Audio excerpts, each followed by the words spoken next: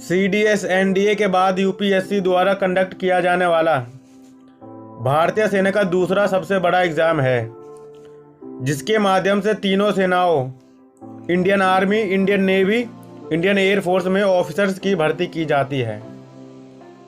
CDS का exam UPSC द्वारा हर साल में 2 बार करवाई जाती है। और अब बात कर लेते हैं CDS यानी कि कंबाइंड डिफेंस सर्विस के सिलेक्शन प्रोसेस के बारे में। तो दोस्तों मैं आपको बता दूं कि इसमें सबसे पहले आपका रिटन एग्ज़ाम होता है, और जब आप रिटन एग्ज़ाम क्लियर कर लेते हैं तो उसके बाद आपका होता है SSB इंटरव्यू, जो कि 5 दिन का होता है। SSB इंटरव्यू क्लियर करने के बाद आपका फिजिकल टेस्ट होता है। फिजिकल टेस्ट में आपको कोई इसमें running, long jump, high jump ऐसा कुछ नहीं होता, बस इसमें आपकी हाइट और वेट नापा जाता है। फिजिकल के बाद में आपका होता है मेडिकल टेस्ट, और मेडिकल टेस्ट के बाद में आपका फाइनल मेरिट लिस्ट बनाया जाता है। अगर आपका फाइनल मेरिट लिस्ट में नाम आ जाता है तो उसके बाद आपको डायरेक्ट ट्रेनिंग के लिए भेज दिया जाता है।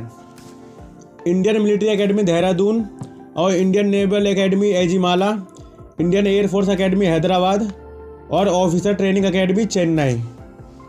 और बात करें CDS की एज लिमिट की, तो दोस्तों मैं आपको बता दूं कि CDS का एज लिमिट सन 2020 से लेके 2022 तक एक ही एज लिमिट रहा है, लेकिन जो इस बार 2023 में एज लिमिट में बदलाव देखने को मिला है।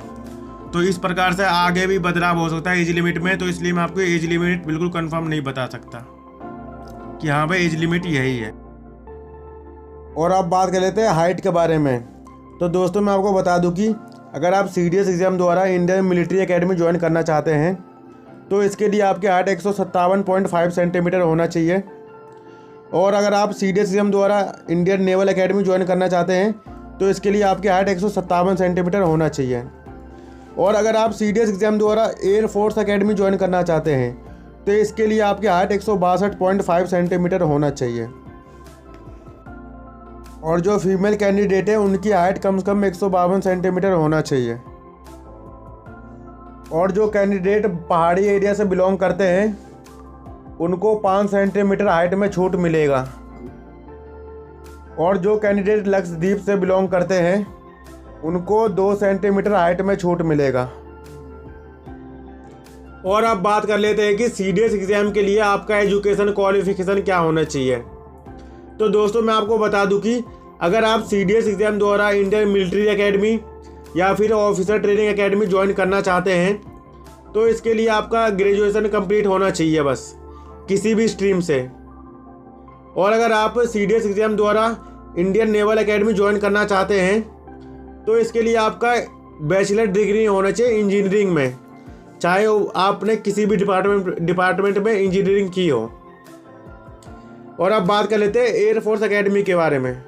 तो अगर आप CDS एग्ज़ाम द्वारा एयर फोर्स एकेडमी ज्वाइन करना चाहते हैं तो इसके लिए आपका ग्रेजुएशन कंप्लीट होना चाहिए किसी भी स्ट्रीम से, लेकिन यहाँ पे आपका क्लास 12th में फिजिक्स एंड मैथ कंपलसरी होना चाहिए। और दोस्तों मैं आपको यह भी बता दूं कि ग्रेजुएशन फाइनल ईयर के स्टूडेंट भी CDS एग्ज़ाम के लिए अप्लाई कर सकते हैं। और बात करें परसेंटेज की, तो दोस्तों मैं आपको बता दूं कि परसेंटेज कोई मैटर नहीं करता आपका यहाँ पे कि कितने परसेंटेज है आपके। और मैं आपको यह भी बता दूं कि जो मेल कैंडिडेट है वो Indian military academy, Indian naval academy, air force academy, officer training academy, इन सभी के लिए एलिजिबल होते हैं। लेकिन जो फीमेल कैंडिडेट है यानी कि जो लड़कियां हैं वो सिर्फ ऑफिसर ट्रेनिंग एकेडमी के लिए ही एलिजिबल होती हैं। CDS एग्ज़ाम द्वारा Indian military academy, Indian naval academy, air force academy के लिए चुने गए उम्मीदवारों को परमानेंट कमीशन मिलता है, और ऑफिसर ट्रेनिंग एकेडमी के लिए चुने गए उम्मीदवारों को शॉर्ट सर्विस कमीशन मिलता है। और अब समझ लेते हैं परमानेंट कमीशन और शॉर्ट सर्विस कमीशन में क्या अंतर है। तो दोस्तों मैं आपको बता दूं कि परमानेंट कमीशन वाले रिटायरमेंट की उम्र तक सेना में काम कर सकते हैं और इनको रिटायरमेंट के बाद में पेंशन भी मिलता है। लेकिन जो शॉर्ट सर्विस कमीशन वाले हैं इनका कार्यकाल सिर्फ 10 साल से लेकर 14 साल तक का होता है और इनको पेंशन नहीं मिलता। बाकी कैंटीन की सुविधा और मेडिकल की सुविधा परमानेंट कमीशन को भी मिलता है और शॉर्ट सर्विस कमीशन को भी मिलता है। और मैं आपको यह भी बता दूं कि इंडियन मिलिट्री एकेडमी और ऑफिसर ट्रेनिंग एकेडमी में इंडियन आर्मी के लिए ऑफिसर्स को तैयार किया जाता है और एयर फोर्स एकेडमी में एयर फोर्स के लिए ऑफिसर्स को तैयार किया जाता है और इंडियन नेवल एकेडमी में इंडियन नेवी के लिए ऑफिसर्स को तैयार किया जाता है। और अब बात कर लेते हैं मैरिड और अनमैरिड के बारे में। तो दोस्तों मैं आपको बता दूं कि इंडियन मिलिट्री एकेडमी और इंडियन नेवल एकेडमी के लिए केवल अनमैरिड कैंडिडेट ही एलिजिबल होते हैं और एयर फोर्स एकेडमी और ऑफिसर ट्रेनिंग एकेडमी के लिए मैरिड और अनमैरिड दोनों ही चलेंगे, चाहे मेल हो या फिर फीमेल हो। और अब बात कर लेते हैं CDS के एग्ज़ाम पैटर्न के बारे में। तो दोस्तों मैं आपको बता दूं कि Indian military academy, Indian naval academy और एयर फोर्स एकेडमी, इन तीनों का 300 नंबर का पेपर होता है और इनमें से इंग्लिश का आपका 100 नंबर का पेपर होगा और GK GS का पेपर आपका होगा 100 नंबर का और मैथमेटिक्स का होगा 100 नंबर का। और आपका ये तीनों पेपर अलग अलग टाइम पे होगा। अगर इंग्लिश का पेपर 100 नंबर का हो रहा है तो ये इसका समय अलग दिया जाएगा आपको 2 घंटा।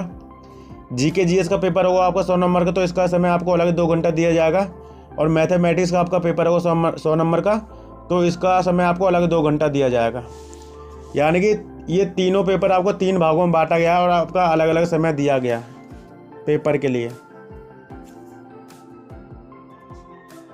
और अब बात कर लेते हैं OTA यानी कि ऑफिसर ट्रेनिंग एकेडमी के एग्ज़ाम पैटर्न के बारे में। तो दोस्तों मैं आपको बता दूं कि अगर आप CDS एग्ज़ाम द्वारा OTA ज्वाइन करना चाहते हैं तो इसमें आपका ओनली 200 नंबर का ही पेपर होगा और इसमें से आपका 100 नंबर का इंग्लिश का पेपर होगा और 100 नंबर का GK GS का पेपर होगा। और इनमें भी अगर आपको अलग अलग समय दिया जाएगा पेपर के लिए। इंग्लिश का पेपर आपका 100 नंबर का होगा तो इसके लिए आपको अलग 2 घंटे टाइम दिया जाएगा और अगर आपका GK GS का पेपर होगा तो अलग आपको 2 घंटे टाइम दिया जाएगा इसके लिए भी। यानी कि टोटल आपको 4 घंटे टाइम मिल रहा है 200 नंबर का पेपर क्लियर करने के लिए। और इसमें आपका मल्टीपल चॉइस क्वेश्चन आते हैं और CDS का पेपर हिंदी और इंग्लिश दोनों में ही अवेलेबल होता है, जिसमें आपकी मर्जी उसमें कर सकते हैं। हिंदी में चाहो तो हिंदी में कर सकते हो आप और इंग्लिश में आपकी मर्जी हो तो आप इंग्लिश में भी कर सकते हैं। और CDS का पेपर ऑफलाइन ही होता है।